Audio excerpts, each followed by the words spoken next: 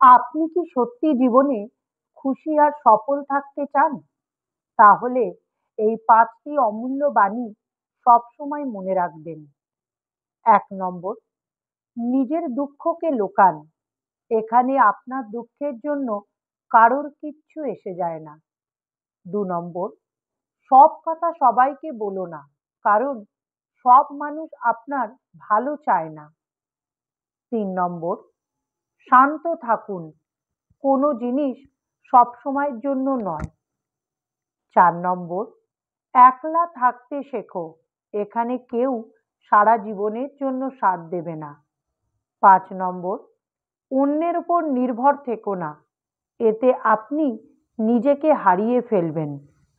এটাই হলো আত্মনির্ভরতার শক্তি। নিজের শক্তিকে চেনো, ভরসা রাখো আর শান্ত মনে নিজের সব লক্ষ্যকে জয় করো।